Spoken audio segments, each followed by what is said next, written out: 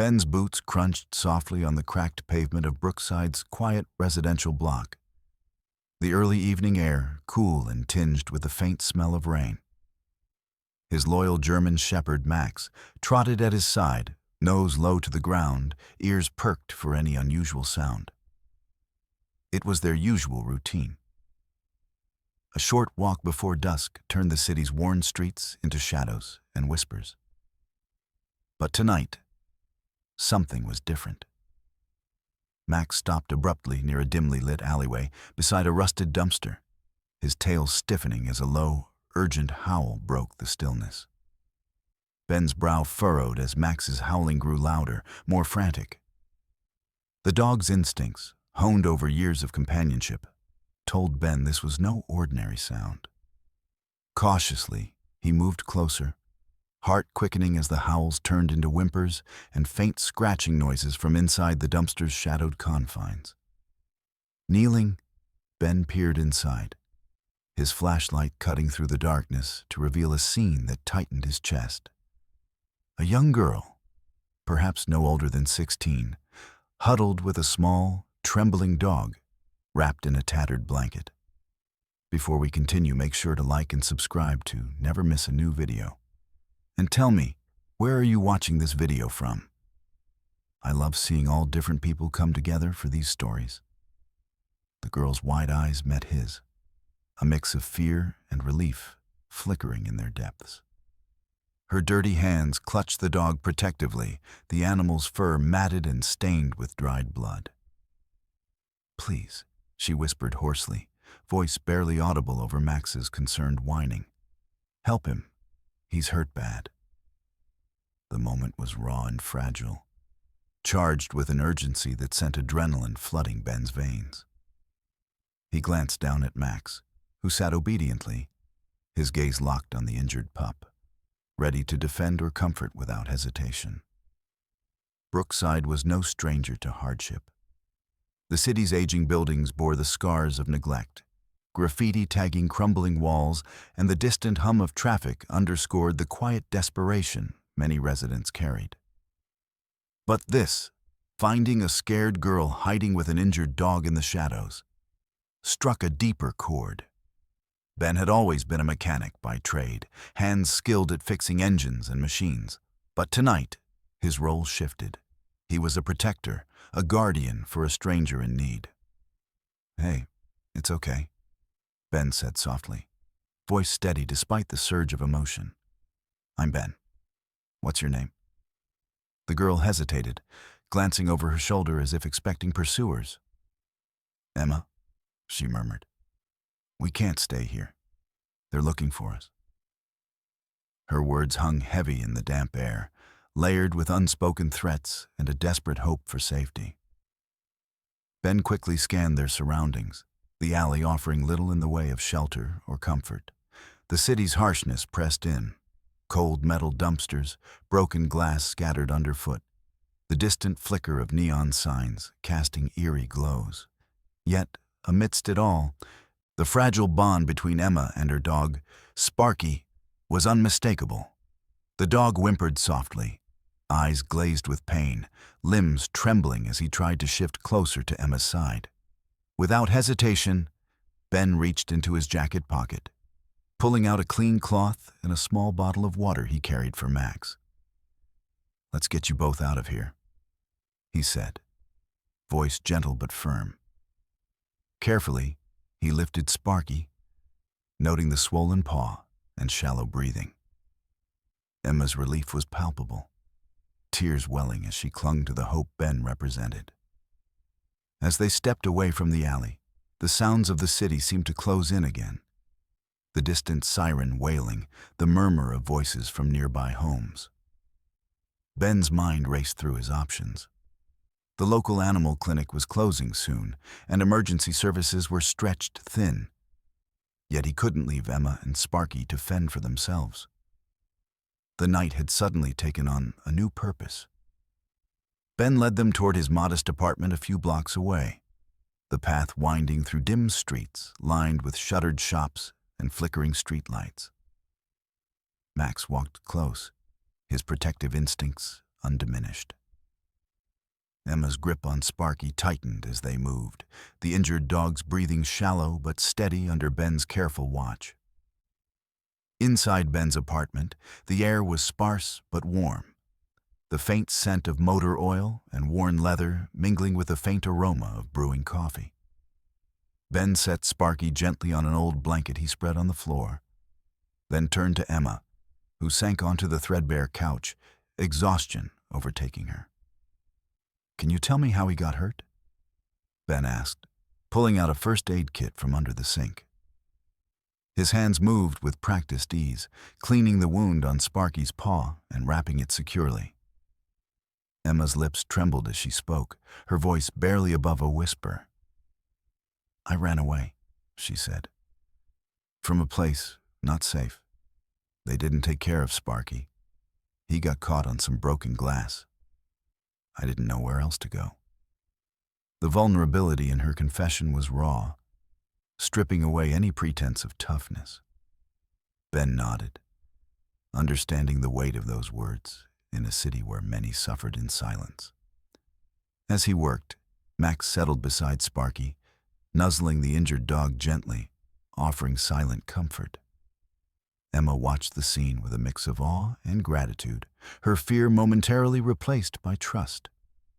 The small apartment, with its peeling paint and cluttered shelves, felt like a sanctuary, a fragile island of safety amid the urban sprawl. But Ben knew this was only the beginning. Emma's story was tangled with danger, and Sparky's condition demanded urgent attention beyond his makeshift care. The city's bureaucracy loomed like a shadow, slow to act and often indifferent to those who slipped through the cracks. Yet tonight, in this small room filled with quiet determination, a fragile alliance was forged. Ben looked up from his task, meeting Emma's gaze with steady resolve. "We'll figure this out. You're not alone." Outside, the city pulsed with life and secrets. But inside, a promise had been made: to protect, to heal, and to fight for a chance at a better tomorrow. Brookside streets stretched out in a faded tapestry of cracked sidewalks, graffiti-sprayed walls, and shuttered storefronts. A cityscape wearing its scars like badges of survival. Ben's apartment sat near the edge of this gritty neighborhood, a modest space cluttered with car parts, oil-stained rags, and the comforting hum of an old radio crackling softly in the background. Despite its worn appearance, the apartment bore the quiet warmth of a man who found solace in routine and hard work. Ben himself was a fixture of this landscape, a mechanic with hands weathered by years of turning wrenches and an easy smile that rarely reached the guarded eyes beneath his dark hair. His days were measured by the steady rhythm of engines and grease. But beneath that grounded exterior was a heart tuned to the quiet struggles of the city's forgotten souls. His chance encounter with Emma and Sparky had ignited something purposeful within him, a spark that bridged his practical skills with raw compassion. Emma, on the other hand, was a stark contrast to the city's rough edges. At 17, she carried the weight of desperation in her gaze, but also a flicker of resilience forged through hardship. Her clothes were worn and stained, her skin marked with the faint bruises of a turbulent past. Yet despite the fear shadowing her every movement, there was a flicker of hope that had taken root since meeting Ben. She had spent months running, not just from places, but from memories that clung like shadows. Sparky, the small mixed-breed dog curled on the threadbare blanket, was the fragile heart of their makeshift family. His breathing was shallow, but steadier now, the swelling on his paw reduced after Ben's careful dressing. The little dog's fur, once matted with grime and dried blood, was beginning to catch faint glimmers of cleanliness thanks to Ben's improvised care. Max, ever vigilant, sat nearby, eyes bright with watchful concern for his newfound pack members. In the quiet moments following Sparky's first aid, the apartment filled with a tentative calm. Emma sat on the worn couch, fingers tracing the frayed edges of an old cushion, her voice low and hesitant.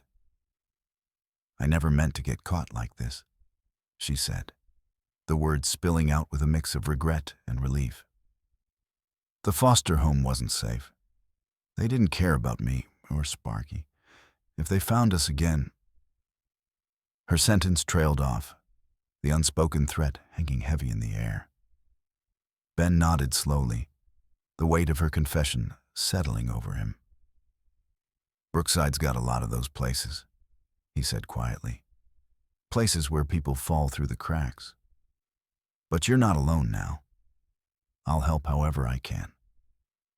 His promise was simple yet profound in a city where trust was a rare commodity. Over the next few days, Ben's role shifted from mechanic to caretaker and confidant. He introduced Emma to the rhythms of his world, early mornings wrenching on old engines at the garage, afternoons spent gathering supplies for Sparky's recovery, and evenings filled with quiet conversations about hopes and fears. The mechanic's shop became a refuge, a place where Emma could momentarily shed the weight of survival and glimpse something resembling normalcy.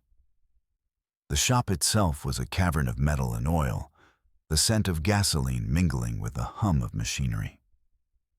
Ben was well known here, respected for his skill and steady work ethic. But beneath the grease-streaked overalls was a man who understood hardship, not just from his own trials, but from the stories etched into the faces of his customers.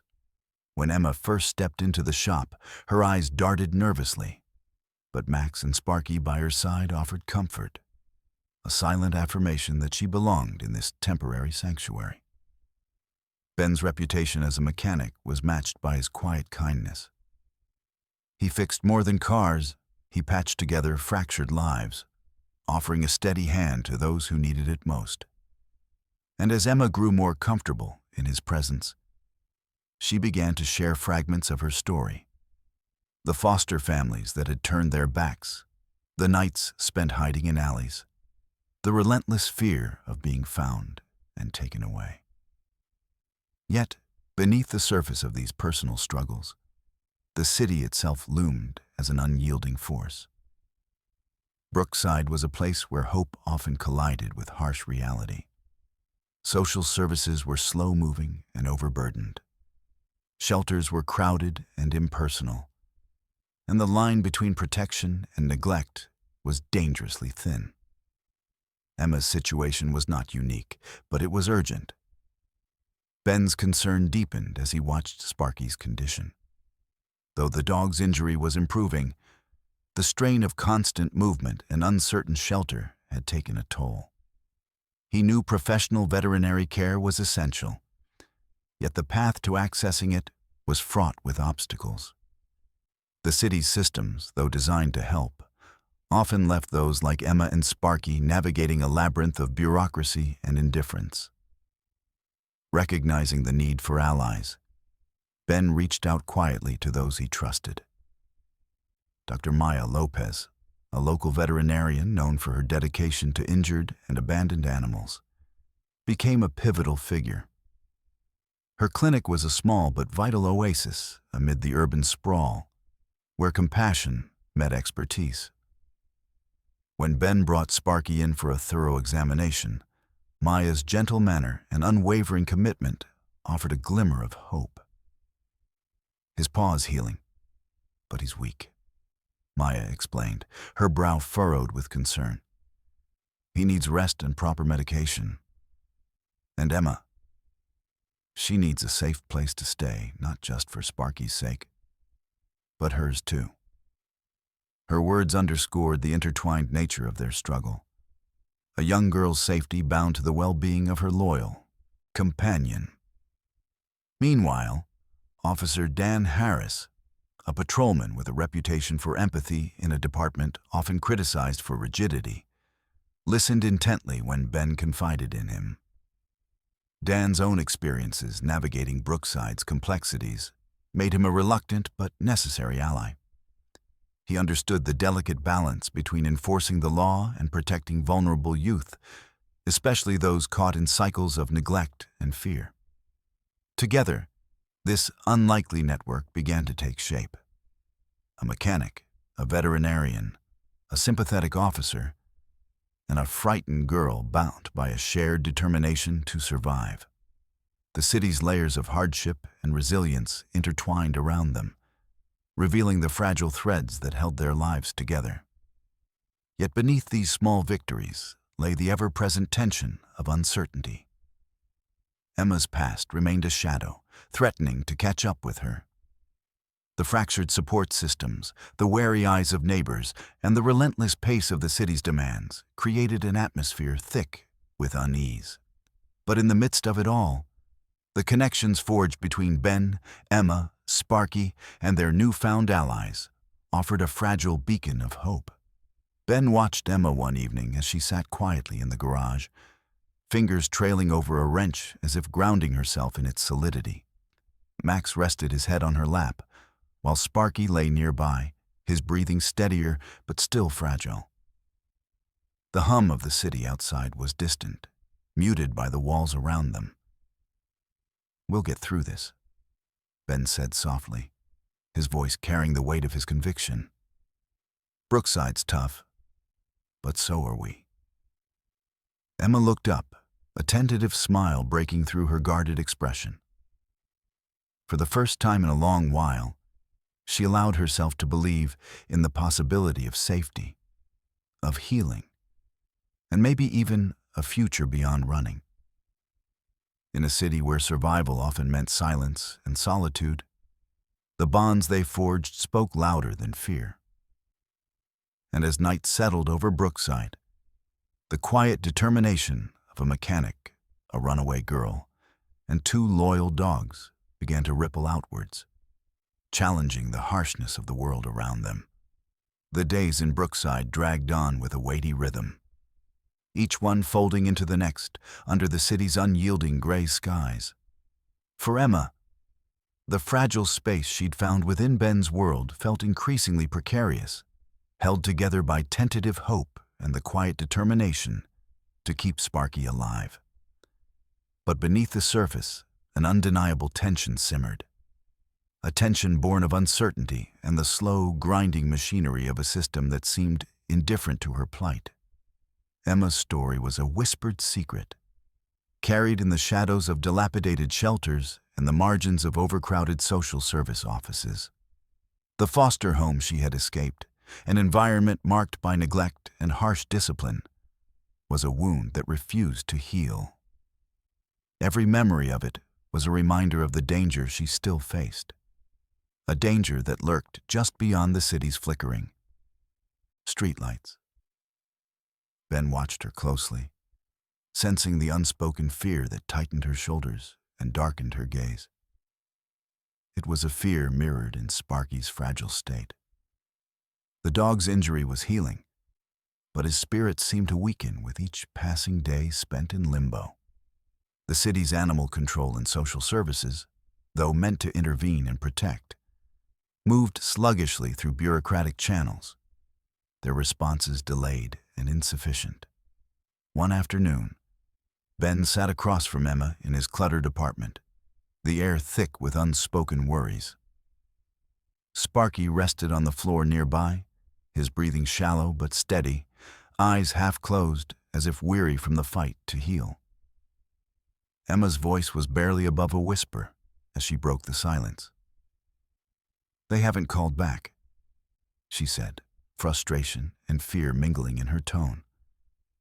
"Animal control said someone would come to check on Sparky, but nothing. Social services said they're reviewing my case, but it feels like I'm just waiting to be sent back." Ben's jaw tightened.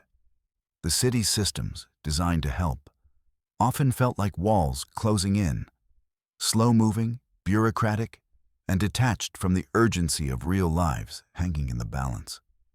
"We can't wait for them," he said firmly. "We have to find another way to get Sparky the care he needs." The mechanic's apartment became a command center of sorts, a place where strategies were hashed out amid the clutter of tools and spare parts.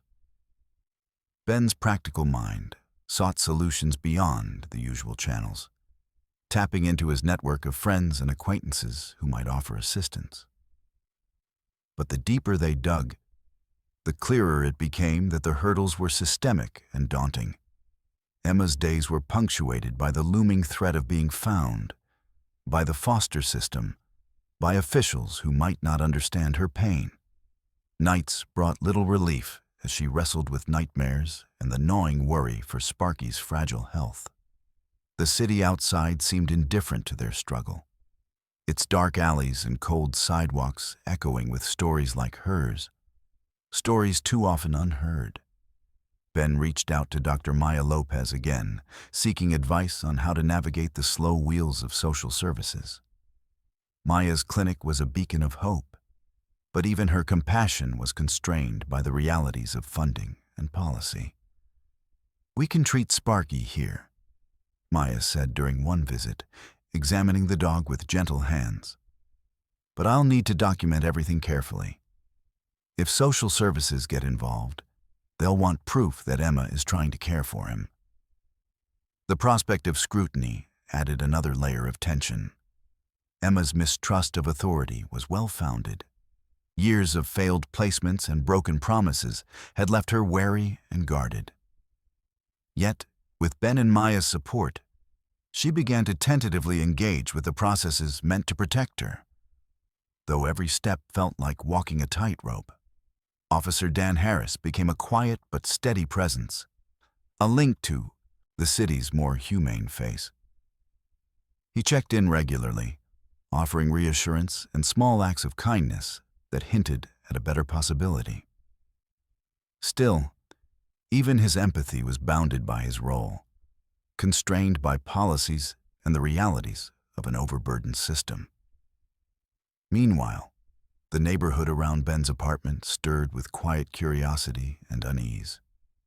Rumors whispered through the cracked walls and narrow streets about the girl with the injured dog, about the mechanic who had taken them in.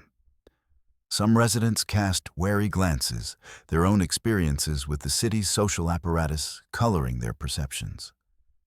Others, however, saw a chance to stand against the system's indifference, their small acts of kindness forming a fragile network of support.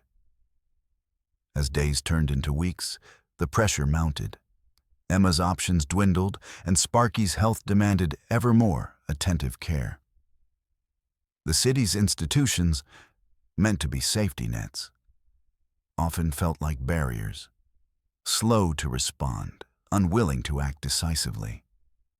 The bureaucratic indifference deepened Emma's isolation, even as Ben and his allies worked tirelessly to shield her.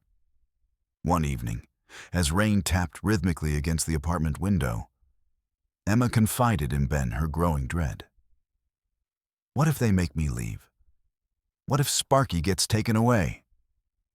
Her voice cracked, the weight of uncertainty pressing heavily on her young shoulders.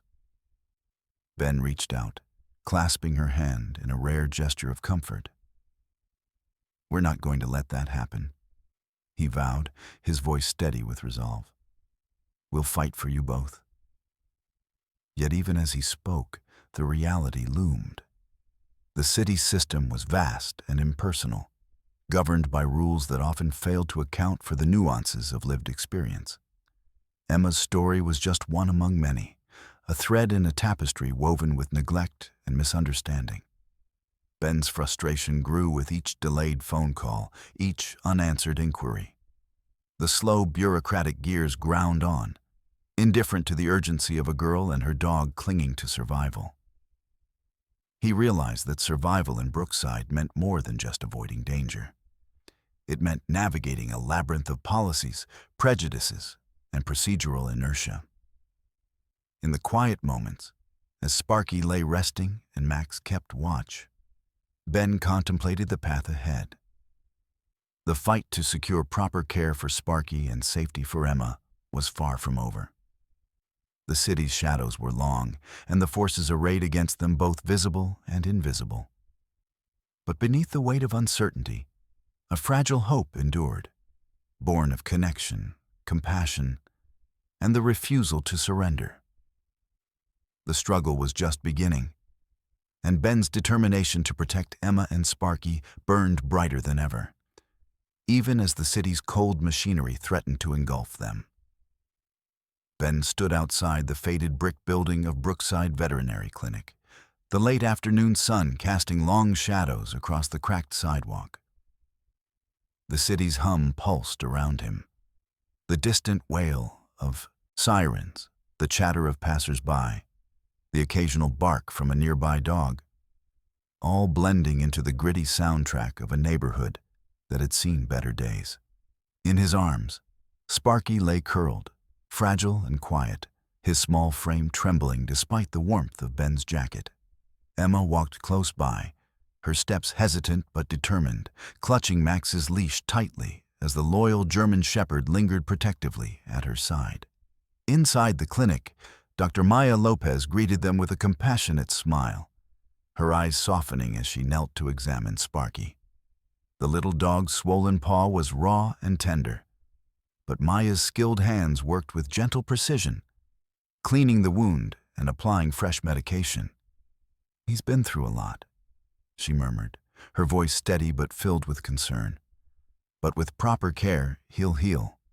The key is rest and medication, and we'll monitor him closely." Ben nodded, the weight of responsibility settling heavily on his shoulders. "Thank you, Maya. We've been trying to manage at home, but it's clear he needs more than we can give." Emma watched the interaction quietly, her eyes flickering with relief and uncertainty. The clinic, with its sterile walls and the faint scent of antiseptic, felt both foreign and hopeful, a stark contrast to the harsh streets that had shaped her recent days. Dr. Lopez's clinic was more than just a place for medical treatment. It was a sanctuary where empathy and expertise intersected. Maya's dedication to her patients went beyond the physical wounds. She understood the stories behind the injuries, the fractured lives and silent struggles that often accompanied the animals brought through her doors. As she prepared a schedule for Sparky's follow-up visits, her gaze met Emma's with quiet encouragement. "We'll do everything we can," Maya assured her. "But Emma, you need a safe place too. We can't treat Sparky in isolation." The unspoken truth lingered. The intertwined fates of girl and dog demanded more than medical care. They required stability, protection, and community support. Ben's mind raced with the practicalities. Emma's past, shadowed by neglect and fear, complicated access to social resources. The city's animal control and social services were mired in bureaucracy, slow to act and often overwhelmed. But Maya's clinic offered a bridge, a point of contact where medical care and social advocacy could intersect. In the days that followed, Ben enlisted the help of Officer Dan Harris, whose quiet empathy and understanding of Brookside's complexities made him an invaluable ally. Dan met with Maya and Ben at the clinic, discussing ways to expedite support for Emma and Sparky without triggering the punitive measures that often accompanied official interventions. "We want to protect her, not scare her away," Dan said, his voice low but firm. "The system can be harsh, but there are ways to work within it and around it to keep her safe." His words hinted at a delicate balance between enforcing the law and nurturing trust. Together, the trio mapped out a plan. Maya would provide medical reports documenting Sparky's condition, serving as evidence of the urgent need for care. Dan would liaise with social services, advocating for Emma's safety while monitoring her situation with discretion. Ben, with his network of friends and neighbors, coordinated practical support, meals, temporary shelter options, and a watchful eye on the neighborhood's shifting dynamics. This collaborative effort breathed new life into their cause, transforming a solitary struggle into a community mission. Emma, initially guarded and wary, began to sense the presence of allies beyond Ben's garage and apartment. The daily visits to the clinic offered a routine and a semblance of normalcy. Sparky's slow but steady recovery became a tangible symbol of hope. Yet, the path was far from smooth. Social services, constrained by policies and stretched resources, moved cautiously. Each step required careful negotiation, and the threat of Emma being placed in yet another unstable environment loomed large. The fear of separation from Sparky haunted her, a constant undercurrent to her tentative trust in the system. Ben recognized this fear all too well. His life had been shaped by battles against indifferent institutions and the scars left behind by neglect. He became Emma's steadfast advocate, accompanying her to meetings, speaking on her behalf, and challenging the rigidity of procedures that failed to see the human behind the case file. At the clinic, Maya's warmth extended beyond medical care. She offered Emma gentle counsel, helping her navigate the emotional toll of uncertainty. "You're stronger than you think," Maya said during one visit, handing Emma a pamphlet on trauma resources. "And you're not alone in this." Max, ever vigilant, became Emma's silent companion, his steady presence a balm against the anxiety that often gripped her. Sparky's small victories, the wagging tail, the eager eyes, mirrored the fragile but growing resilience within Emma herself. Meanwhile, Ben's garage buzzed with quiet activity, the familiar clatter of tools and engines providing a backdrop to their evolving lives. Neighbors who once viewed Emma and Sparky with suspicion began to offer small kindnesses, donated blankets, offers of rides, and shared stories of their own struggles. The community, often fractured by hardship, found moments of connection through this shared fight. But beneath the surface, the city's systemic challenges loomed large. The bureaucratic labyrinth of social services and animal control was a maze with no easy exit. Linda Graves, the social worker assigned to Emma's case, embodied the tension between compassion and policy. Bound by strict guidelines, her well-intentioned efforts sometimes clashed with the more grassroots, empathetic approach Ben and his allies championed. Linda's visits were punctuated by paperwork, assessments, and the cold formality of procedure. "We have to follow protocol," she reminded Emma during one tense meeting. "Your safety and Sparky's welfare depend on it." For Emma, these encounters stirred anxiety and resistance.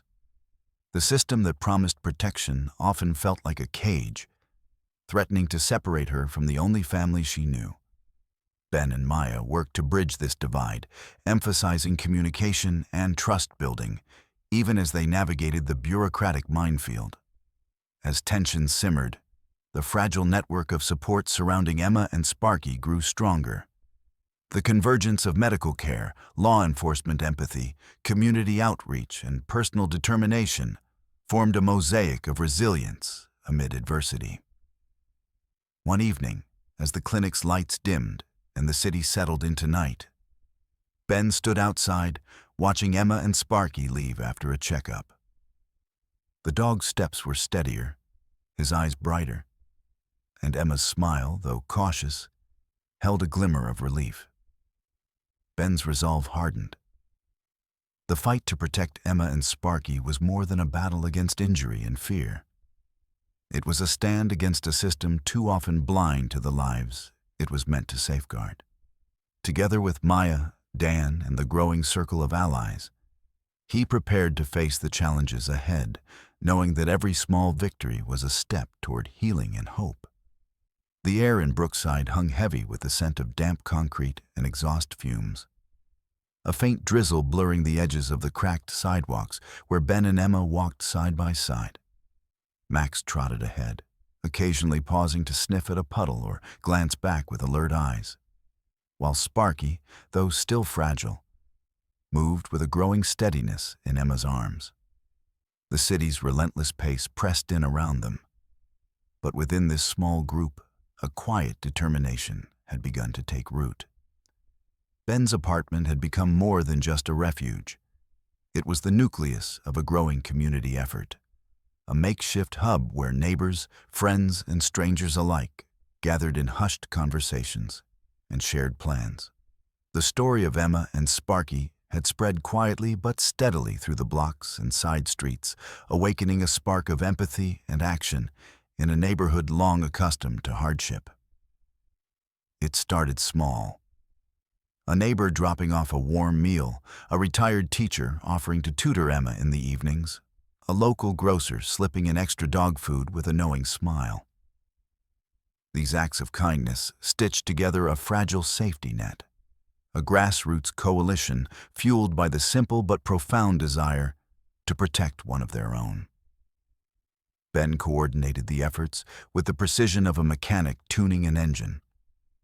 He mapped out schedules for meal deliveries, organized rides to the veterinary clinic, and set up a rotating watch system to ensure Emma and Sparky were never truly alone. The garage echoed with the hum of collaboration as community members brought resources, advice, and encouragement. Emma, initially guarded and wary, began to let down her defenses within this circle of support. The walls she'd built around herself, hardened by years of neglect and fear, showed cracks as she accepted help and offered gratitude in return. Max's calm presence and Sparky's slow recovery became symbols of hope, tangible proof that kindness and care could make a difference. But the city's bureaucratic machinery continued to grind relentlessly. Social services remained a looming presence, official letters, scheduled visits, and the ever-present threat of separation. The tension between grassroots compassion and institutional protocol created a delicate balancing act for Ben and his allies. One afternoon, as rain drummed steadily against the garage roof, Ben gathered a small group in his cluttered workspace. The scent of motor oil mingled with the warmth of steaming coffee as they discussed strategies to navigate the system's complexities. "We can't rely on the system to act fast enough," Ben said, his voice low but resolute. "But if we show them that Emma has a community behind her, a network that cares and supports, maybe we can push for a more permanent solution." Dr. Maya Lopez nodded thoughtfully. "Documentation helps. Medical reports, testimonials from neighbors, anything that proves Emma's commitment and the community's support." Officer Dan Harris added, "And I'll keep advocating on our end. Sometimes, a little pressure from the inside can make a difference." The plan took shape. A petition signed by neighbors, testimonials collected from those who had helped, and a dossier compiling medical records and social observations. Ben enlisted the help of Benita, a local librarian with a knack for organizing and a passion for social justice, who offered to help draft letters and coordinate outreach. As the network grew, so did the signs of resistance. Not everyone in the neighborhood welcomed the disruption. Some viewed Emma's presence with suspicion, wary of the complications her case brought. Rumors whispered through alleyways and over fences, fueled by fear and misunderstanding. Ben confronted these undercurrents head-on, organizing community meetings to address concerns and foster dialogue. He spoke plainly about the importance of compassion and collective responsibility, reminding the neighborhood of their shared humanity amidst the city's challenges. Emma found unexpected strength in these gatherings. Her voice, once barely audible, grew steadier as she shared her story, not as a victim, but as someone fighting for a chance at stability and love. Sparky's progress mirrored her own, his playful barks and wagging tail bringing smiles even in the darkest moments. Yet, the battle was far from over. Social workers continued to weigh options, and the city's policies threatened to fracture the fragile sanctuary the community had built.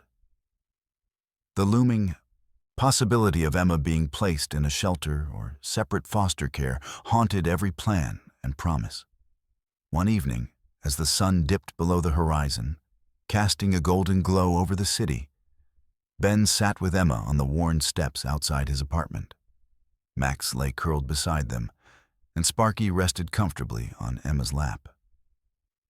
"We're not alone," Ben said softly, his eyes scanning the faces of neighbors gathering nearby. "This," he gestured to the small crowd, "this is what makes the difference. They see you, Emma. They care." Emma smiled faintly, the weight of her past momentarily lifting. "I never thought I'd have this," she confessed. "People who won't turn away." Ben nodded, the resolve in his voice unwavering. "Brookside's tough, but it's got heart. And that heart's beating stronger because of all of us." The night air was filled with quiet hope, a promise woven from the courage of a girl, the loyalty of 2 dogs, and the compassion of a community refusing to let fear dictate their fate. In the shadows of a city that often overlooked its most vulnerable, a small army had formed. One bound not by blood, but by kindness, resilience, and the unyielding will to protect what mattered most. The sterile walls of the social services office felt cold and unyielding, a stark contrast to the warmth and hope that had taken root in Ben's corner of Brookside. Linda Graves sat behind her desk, eyes scanning a thick file marked with Emma's name. Her posture was rigid, her expression professional but distant, an embodiment of the system she served. To Linda, policies and protocols weren't just guidelines. They were the framework that dictated every decision, every recommendation. Compassion was a luxury often sacrificed on the altar of procedure.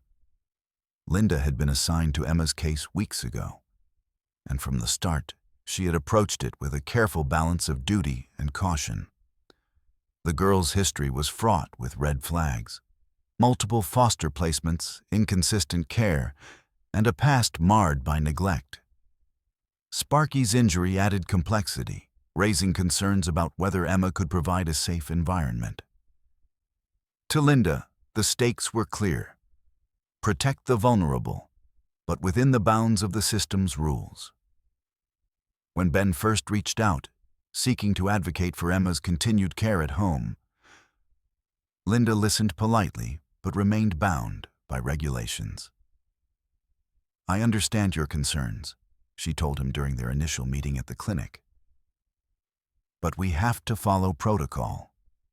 Emma's situation requires thorough assessment and, if necessary, placement in a facility that can provide consistent supervision." Ben's frustration was palpable, but he knew better than to argue in a bureaucratic arena where empathy was often secondary to paperwork. "Emma has a community," he insisted. "People who care for her and Sparky. Taking her away from that would do more harm than good." Linda's eyes flickered, with a hint of sympathy, but her voice remained firm. "I'm bound by policy, Ben.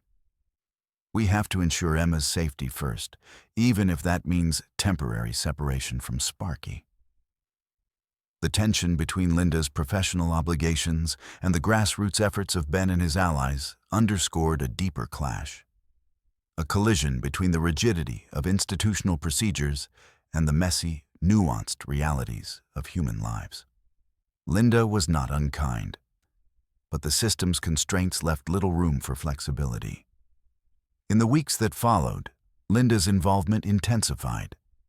She conducted home visits, interviews, and assessments, each one meticulously documented. To Emma, Linda's presence was a source of anxiety, a reminder that her fragile sanctuary could be dismantled at any moment. The social worker's questions were probing, her tone clinical. "Who else knows about your situation? Are you attending school regularly? Have you sought medical care for Sparky?" Emma answered as best she could, her guarded demeanor betraying a deep-seated fear of judgment and loss. The presence of Ben, Maya, and Dan during some visits offered a buffer. But Linda's insistence on strict adherence to protocol remained unshaken. At community meetings, Linda's perspective often clashed with those of Ben and Maya.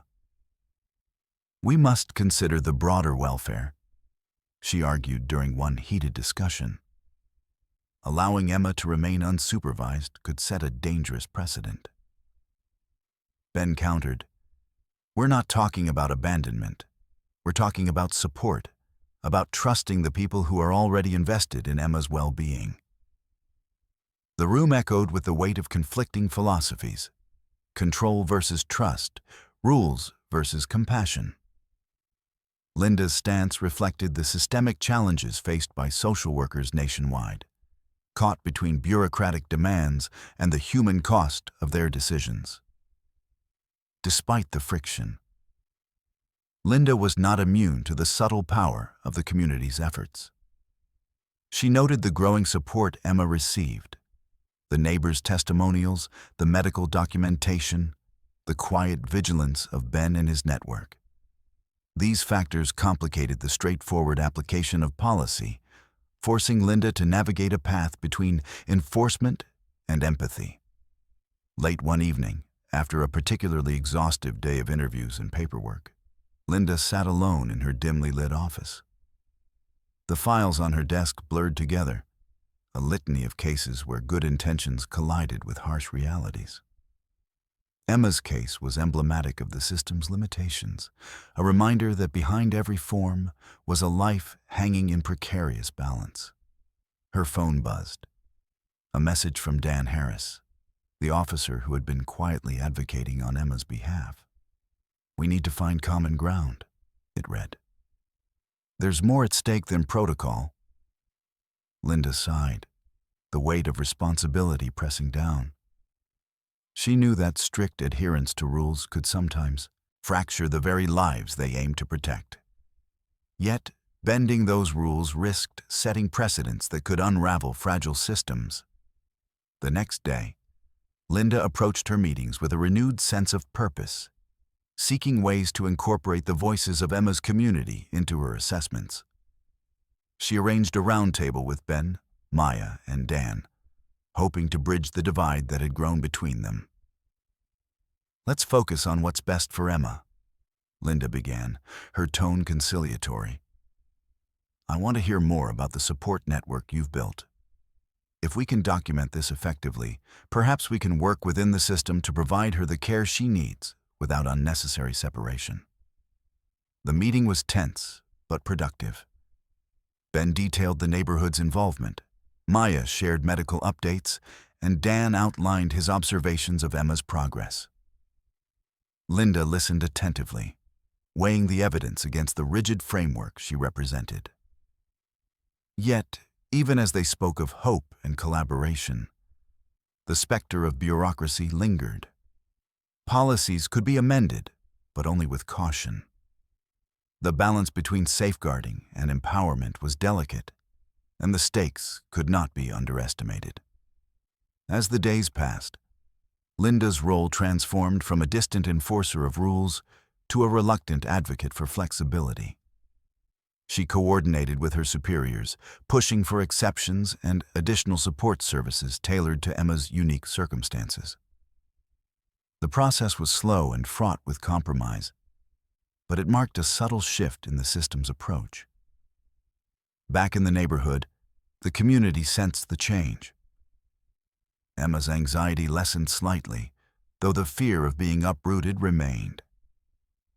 Ben continued his vigilant watch, bolstered by the tentative alliance forming with Linda. The story of Emma and Sparky had become more than a case file. It was a microcosm of the broader struggle between institutional rigidity and human compassion. Linda Graves, bound by duty yet softened by circumstance, embodied the complex realities of social work, a profession where every decision carried weighty consequences. In the quiet moments before dawn, as Brookside stirred awake, Linda reviewed her notes once more. The future remained uncertain, but one thing was clear. The path forward required more than rules. It demanded understanding, flexibility, and above all, a willingness to see beyond the file, to the fragile lives within. The sterile fluorescent lights of the social services office flickered faintly, casting a harsh glow over the rows of desks and filing cabinets. Linda Graves sat behind her desk, fingers tapping rhythmically on a stack of case files, her expression tight with the weight of bureaucratic responsibility. The hours spent reviewing Emma's file, cross-referencing reports, and coordinating with colleagues had left her exhausted. But the relentless pressure to uphold protocol left no room for rest. For Linda, the case of Emma and Sparky was emblematic of the systemic challenges she faced daily. The policies designed to protect vulnerable youth were often inflexible, leaving little space for the nuances of individual circumstances. Emma's situation, complicated by her traumatic past and the injured dog she fiercely cared for, tested the limits of these rigid structures. Her attempts to find a balanced solution were increasingly fraught with tension. Every move she made, every recommendation, every visit, was scrutinized by superiors and weighed against legal mandates. The fear of missteps, of overlooking a risk, haunted her decisions, compelling her to err on the side of caution.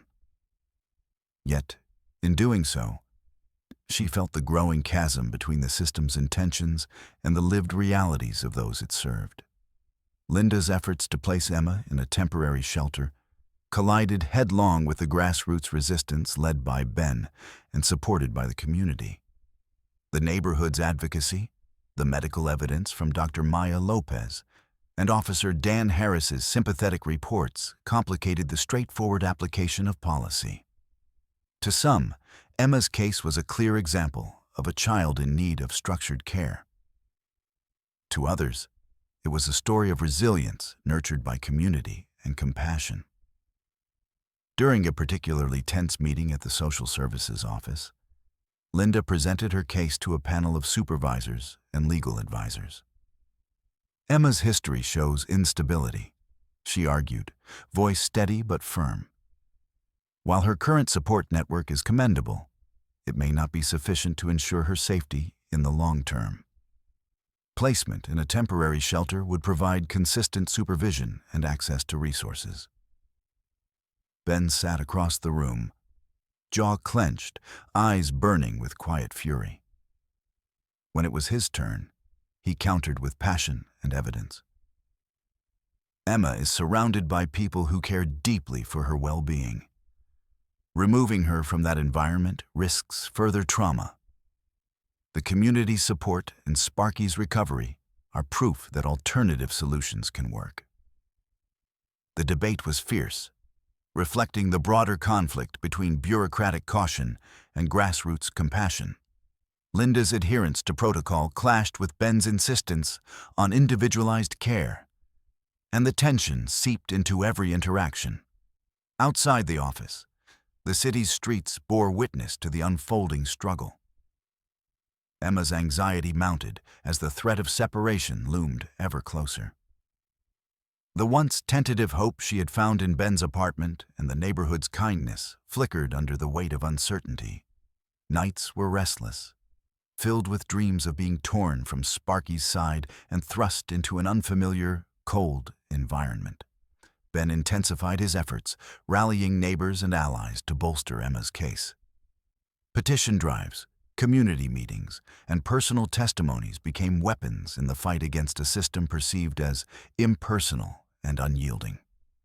The local library became a hub for organizing, with Benita coordinating outreach and compiling letters of support. Dr. Maya Lopez provided detailed medical reports, emphasizing Sparky's fragile condition and the psychological bond between dog and girl. Officer Dan Harris leveraged his position to advocate discreetly within the system, highlighting Emma's progress and the community's vigilance. Yet, despite these efforts, the bureaucratic machinery pressed forward. Linda's role required her to enforce decisions that often felt at odds with the compassion she felt beneath her professional facade. The social worker's visits to Emma's home became more frequent and formal, each assessment a reminder of the precariousness of their situation. Emma's fear was palpable during these visits. She shrank under Linda's questioning, wary of every word and gesture. The specter of foster care loomed, a place she associated with neglect and broken promises. Sparky's presence was her anchor, a living symbol of the family she longed to keep intact. Linda, observing the girl's distress, found herself caught between duty and empathy. The policies dictated a course of action, but the human element tugged at her conscience. She began to question whether strict adherence to protocol was truly serving Emma's best interests or merely perpetuating a cycle of trauma. In moments of solitude, Linda reviewed her notes and the community's testimonials, recognizing the strength and sincerity of the support surrounding Emma. Yet, the legal framework constrained her, and the fear of repercussions loomed large.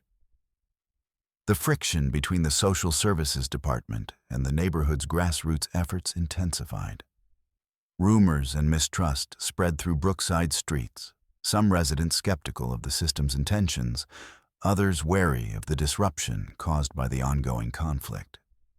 Ben confronted these undercurrents with determination, organizing forums to address concerns and emphasize the importance of unity. He spoke candidly about the challenges faced by those caught in the system and the power of community to foster healing. Meanwhile, Linda prepared for the next phase of the case, a formal hearing to determine Emma's placement. The weight of responsibility pressed down, and the outcome would shape not only Emma's future, but also the fragile trust between the community and the institutions meant to protect it. As the hearing approached, the city seemed to hold its breath. Emma clung to the hope that the voices of those who cared for her would be heard, that the system might bend enough to recognize the nuances of her life. Ben, Maya, and Dan stood ready to fight alongside her, united by a shared belief in compassion over cold procedure. In the quiet moments before the hearing, Linda sat alone in her office, contemplating the fine line she walked between obligation and humanity. The case of Emma and Sparky was more than a file. It was a test of the system's capacity for flexibility, empathy, and justice. The battle ahead was daunting, but beneath the tension lay a glimmer of possibility, that through dialogue, understanding, and courage, the rigid walls of bureaucracy might give way to a more compassionate future. Ben sat at the edge of his cluttered workbench. The hum of the garage dimmed to a background murmur as his mind raced through the tangled web of Emma's struggle. The flickering fluorescent lights cast long shadows over the worn tools and spare parts scattered around him. But it was the discovery he'd made earlier that day that held his full attention. A revelation that could change everything. Earlier, while sifting through old documents and records in a dusty corner of the city's public archives, Ben had uncovered a troubling pattern. Reports and complaints about the foster home Emma had fled were not isolated incidents. They were part of a documented history of neglect and abuse that had been flagged repeatedly by social workers and community members. Yet, despite these warnings, little had been done to intervene effectively. The weight of this knowledge pressed heavily on Ben's conscience. This wasn't just Emma's story. It was a systemic failure, a glaring oversight that had allowed her suffering to continue unchecked. Armed with this evidence, Ben saw a new path forward. Leverage the documented neglect to challenge the bureaucracy and advocate for Emma's permanent safety. He pulled out his phone and dialed Maya Lopez, the veterinarian who had become a steadfast ally in Sparky's care. Her voice was calm and reassuring when she answered, and Ben quickly shared the details of his discovery. "This could be the leverage we need," Maya said thoughtfully. "If we can show the system that they failed Emma before, it might force them to reconsider and provide the support she truly needs." Ben agreed, feeling a surge of determination. The fight was bigger than just one girl and her dog. It was a call to expose the cracks in a system that too often overlooked the vulnerable. With Maya's help, Ben began assembling a comprehensive dossier, a collection of reports, testimonies from neighbors, medical records, and his own findings from the archives. Each piece was a thread weaving together a narrative of neglect and resilience, a story that demanded attention and action. He reached out to Officer Dan Harris, whose quiet influence within the local enforcement community had been invaluable. Dan agreed to assist, offering to facilitate meetings with social services supervisors and legal advocates who might be receptive to their evidence. The alliance strengthened as they prepared to confront the bureaucracy head-on.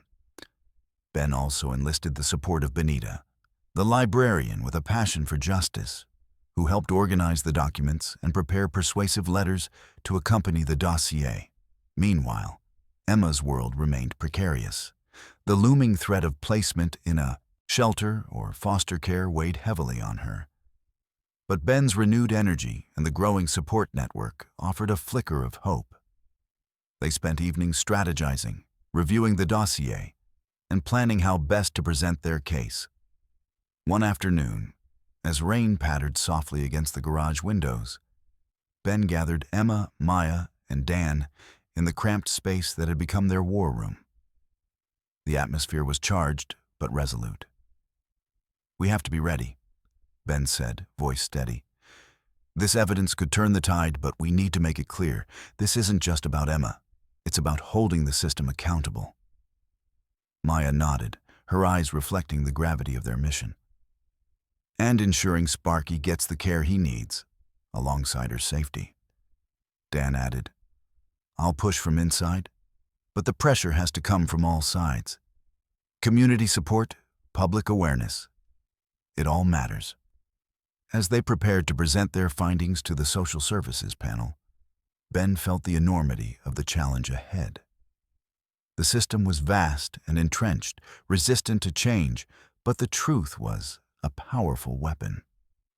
The day of the presentation arrived with a somber gray sky hanging over Brookside. Inside the social services office, Linda Graves and her colleagues gathered to review the dossier Ben and his allies submitted. The room was thick with tension as the weight of the documented neglect settled over the officials. Linda's expression shifted as she absorbed the evidence. Each report, each testimony a mirror of the failures she had grappled with, but had been powerless to prevent. The system's shortcomings were laid bare, undeniable and urgent. In a rare moment of vulnerability, Linda acknowledged the need for a new approach.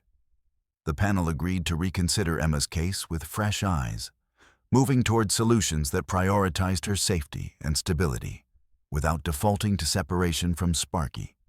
Back in the neighborhood, the news of this shift spread quietly but rapidly. Emma's hope blossomed, buoyed by the combined strength of community, allies, and the undeniable truth they had unearthed. Ben stood outside his garage as dusk settled, Max by his side and Sparky resting comfortably in Emma's arms.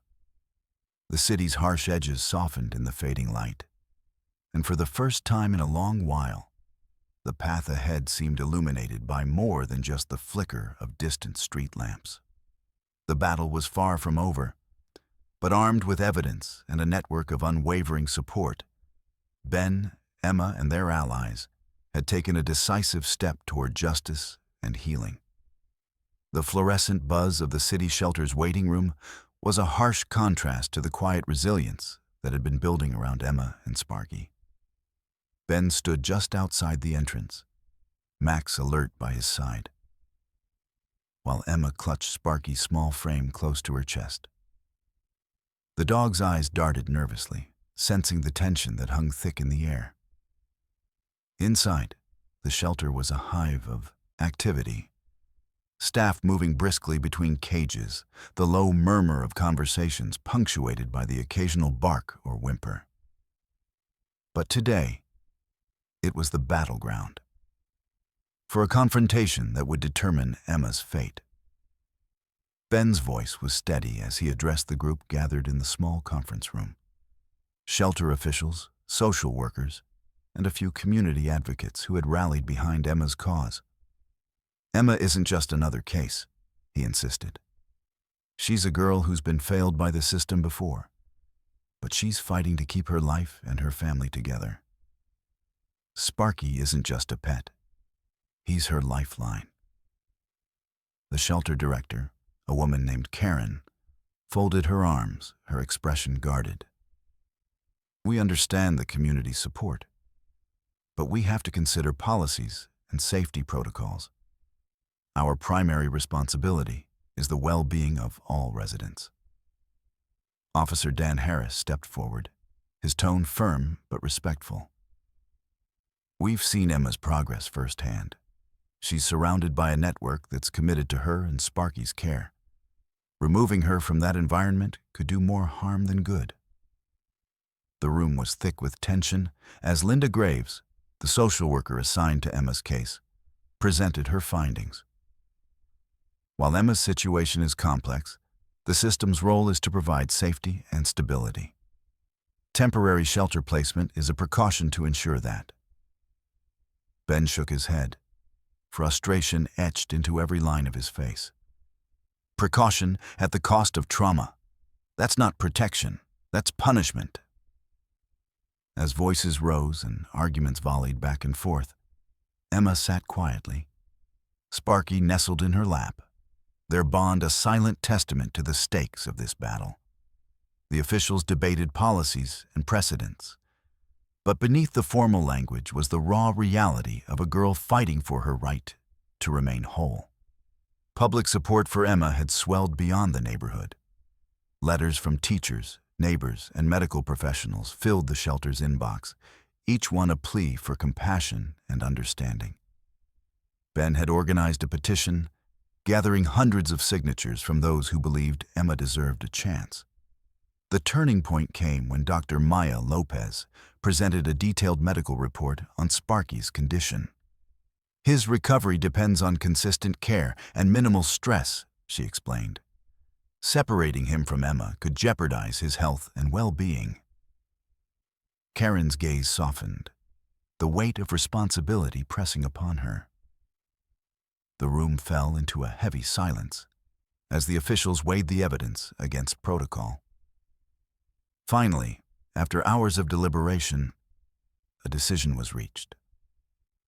Emma would remain in her current environment under a supervised care plan, with regular check-ins from social services and continued medical support for Sparky. The community's involvement was recognized as a critical component of the plan. Relief washed over Emma's face as Ben pulled her into a protective embrace. Max wagged his tail, sensing the shift in atmosphere. Sparky gave a tentative lick to Emma's cheek, a small gesture of reassurance. Outside the shelter, the neighborhood gathered quietly, their collective breath held in hope. The battle had been fierce, but the victory was a testament to the power of community, advocacy, and unwavering determination. Ben looked around at the faces, old and young, familiar and new, each one a thread in the tapestry of support that had grown around Emma and Sparky. This isn't just about one girl and one dog, he said softly. It's about standing up for what's right, about showing that even in a system that can be cold and unyielding, humanity can prevail. As the sun dipped below the horizon, casting a warm glow over Brookside's worn streets, Emma, Ben, Max, and Sparky stepped into the evening with a renewed sense of hope. The journey ahead remained uncertain, but together, they had forged a bond strong enough to face whatever challenges lay ahead. The morning sun filtered softly through the cracked blinds of Ben's apartment, casting warm stripes across the worn floorboards and faded walls. Inside, the air was filled with quiet activity. Emma sat at the small kitchen table, her fingers tracing the edges of a well-worn book, while while Sparky rested comfortably on a blanket nearby, his breathing steady and calm. Max lay sprawled at Ben's feet, eyes half closed but alert. Emma's face held a calm she hadn't known in months, a fragile but growing peace born from the hard-won victories that had brought her here. The neighborhood support, the relentless advocacy of Ben, Maya, Dan, and the others had carved out a sanctuary amid the city's harshness. She was no longer alone, no longer a shadow moving through a world that threatened to swallow her whole. Ben entered the room, carrying a steaming mug of coffee, and offered a tired but genuine smile. "How are you feeling today?" he asked gently. Emma looked up, meeting his gaze with a small, hopeful smile. "Better," she said softly. "I think Sparky is too." The injured dog lifted his head, eyes brightening as he caught the sound of his name. Maya's veterinary care had worked wonders, and with the steady presence of Emma and the community, Sparky's recovery was a symbol of resilience and healing. Outside, the city stirred to life. A cacophony of distant sirens, early morning chatter, and the hum of traffic weaving through Brookside's labyrinthine streets. Yet within these walls, a different story was unfolding. One of safety, belonging, and the possibility of a future shaped by care rather than fear. The journey to this moment had been arduous. Emma's escape from an abusive foster home, the frantic search for shelter and medical aid for Sparky, the slow and often indifferent wheels of social services. All had tested her spirit. But through it all, the bonds forged with Ben, Maya, Dan, and the neighborhood had created a network of protection and hope. Ben sat down beside Emma, his eyes reflecting the weight of the battles fought and the promise of those yet to come. "You've been through a lot," he said quietly, "but you're stronger than you know."